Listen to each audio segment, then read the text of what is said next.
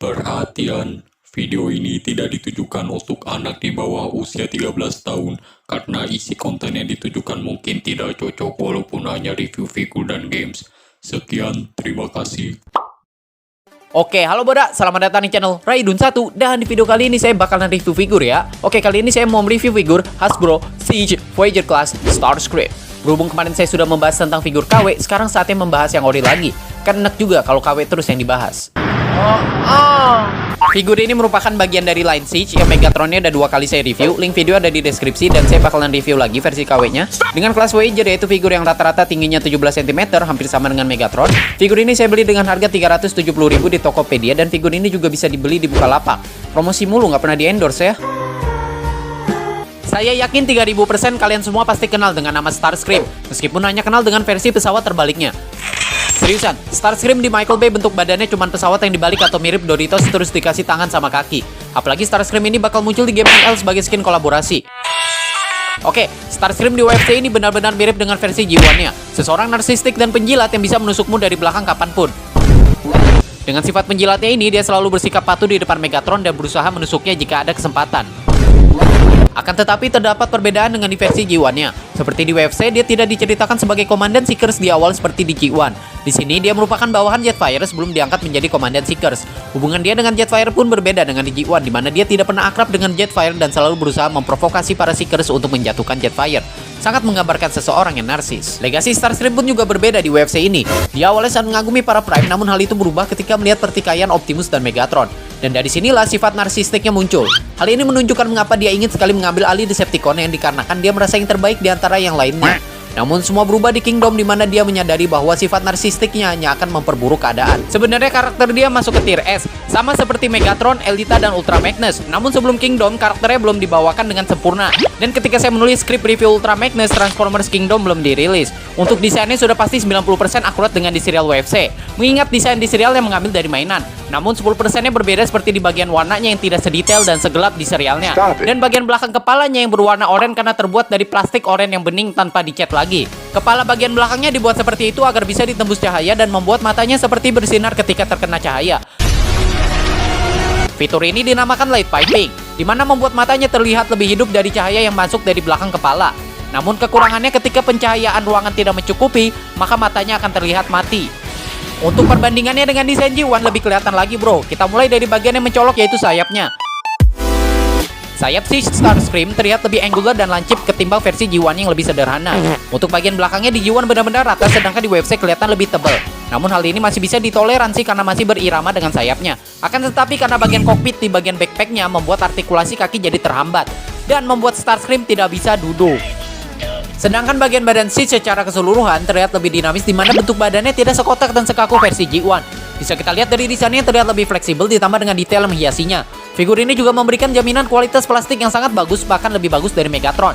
Selain dari tidak adanya bagian yang terlihat kopong seperti Megatron, ketika digenggam pun Starscream terasa lebih mantap.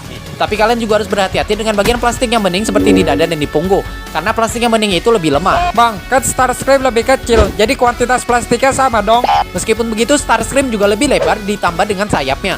Jadi ya, Starscream ini memang memiliki plastik yang lebih solid. Cat battle damage-nya pun juga terlihat lebih banyak dan lebih natural ketimbang Megatron. Saya jadi curiga budget figur Megatron dipotong buat Starscream. Ngomongin soal cat, seperti yang saya bilang sebelumnya, cat figur Siege mempunyai kualitas yang bagus. Sama halnya dengan figur ini. Cat di figur ini tidak gampang terkelupas dan hadir dengan tampilan yang mantap ya, hahaha hayu. Untuk ukuran Starscream kelas Voyager, artikulasinya banyak banget coy. Bahkan lebih banyak daripada Megatron. Kepalanya bisa muter ke atas dan ke samping. Tangannya bisa muter dan ke samping.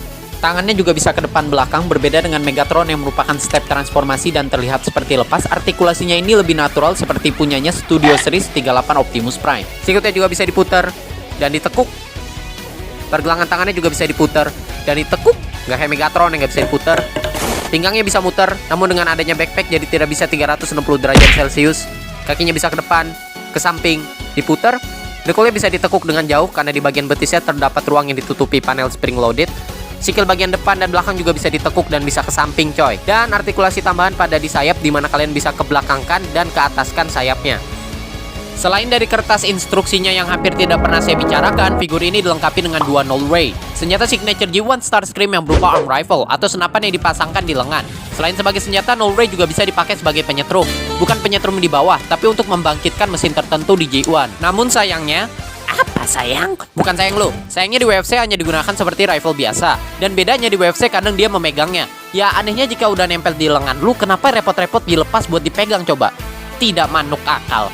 Null Ray figurnya cukup akurat dengan di G1. Ya bedanya Null Ray ini lebih kurus tapi lebih detail. Sebenarnya tidak ada hal yang benar-benar spesial dari Null Ray ini, selain bisa diletakkan di tangan, samping lengan, di kaki, di bawah kaki. Ya sebenarnya port di bawah ini dipakai untuk stand, jadi Starscream bisa diposekan seperti terbang.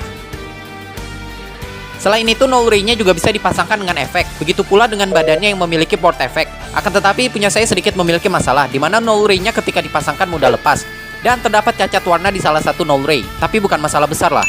Transformasinya secara keseluruhan sedikit simple, namun beberapa part di sini sedikit sulit untuk digerakkan sehingga membuatnya lumayan susah, terutama di bagian backpacknya yang sedikit rumit untuk dipasang dan dilepaskan. Dan katanya beberapa orang merusaknya, oleh karena itu kita harus lebih berhati-hati. Saya juga punya beberapa stress mark karena kurang berhati-hati. Dan untuk komplain lainnya yaitu bagian dadanya yang mudah copot ketika dirubah. Namun punya saya solid, jadi ya saya tidak peduli. Kelebihan dari transformasinya adalah kita tidak usah mencopot tembakannya untuk dirubah ke mode pesawat. Berbeda dengan kebanyakan figur Starscream lainnya.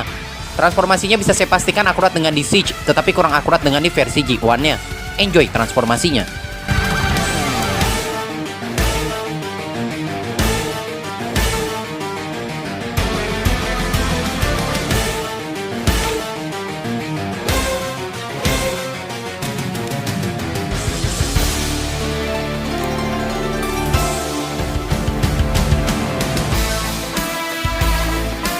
Ini dia, mode piramidanya. Ini dia, mode pesawat Tetrajet Cybertroniannya. Perbedaannya dengan G1, mode pesawat ini tidak sekurus dan tidak mempunyai sayap selancip di G1. Mode pesawatnya lebih bulky, benar-benar akurat dengan di serialnya. Atau kebalik, serialnya yang akurat dengan mainannya. Buktinya bisa kita lihat bagian dada yang tidak ditransformasi menjadi kokpit asli. Atau lebih tepatnya menggunakan bagian lain untuk dijadikan kokpit pesawat, yaitu Fox Part. Sebenarnya untuk mainannya bisa saya pahami, karena jika dadanya menjadi bagian kokpit asli akan memakan budget lebih untuk memberikan step transformasinya. Tetapi untuk model animasi ini benar-benar aneh. Untuk apa ada kokpit tambahan di belakang dengan kipas mesin yang harusnya ada di dalam badan pesawat? Saya tahu ini mode pesawat alien, namun setiap bentuknya yang absurd juga harus memiliki fungsi yang logis juga. Sedangkan ini tidak. Seharusnya mereka bisa mengkoordinasikan dadanya menjadi kokpit asli. Nggak cuma ditaruh di belakang seperti mainannya. Ini malah berkesan kalau mereka malas membuat ulang modelnya tersebut. Terlepas dari bagian belakangnya, bagian kaki dan tangan pun masih sedikit terlihat, akan tetapi masih bisa berbaur dengan baik. Mode pesawat figurnya sudah benar-benar bagus dan untuk penempatan senjatanya bisa diletakkan di lengan seperti normalnya tanpa harus dilepas di bagian samping tangan atau bagian bawah sayap. Di mode jet ini kalian juga bisa menambahkan beberapa efek yang memiliki port efek, termasuk di bagian pendorong jet. Namun sayangnya saya tidak memiliki efek yang sesuai untuk ditempatkan. Oke Bunda, mungkin segini aja dulu untuk video kali ini. Figur ini bisa saya bilang sebagai masterpiece dan wajib banget dibeli karena harganya sudah turun. Dari yang harganya 500 sampai 700 sudah berkisar 400 ribuan. Apalagi figur ini adalah figur paling bagus untuk Starscream kelas Voyager. Bahkan figur ini lebih superior ketimbang figur seri setelahnya yaitu Earthrise, yang dimana memiliki artikulasi lebih sedikit, badan yang lebih kopong, dan backpack yang lebih burik. Jadi tunggu apa lagi? Segera beli figur ini di link yang sudah saya siapkan di deskripsi. Dan sekali lagi itu bukan link toko saya ataupun saya dibayar untuk mempromosikannya. Saya hanya ingin membantu kalian untuk membelinya dengan mudah. Oleh karena itu, please, endorse lah. Jika ada kesalahan di video ini, tolong dimaafkan dan diperbaiki di kolom komentar secara sopan dan gaul. Saya juga minta maaf jika saya orangnya terlalu random, karena kerandoman adalah keahlian saya. Wassalamualaikum warahmatullahi wabarakatuh. I'll see you next time.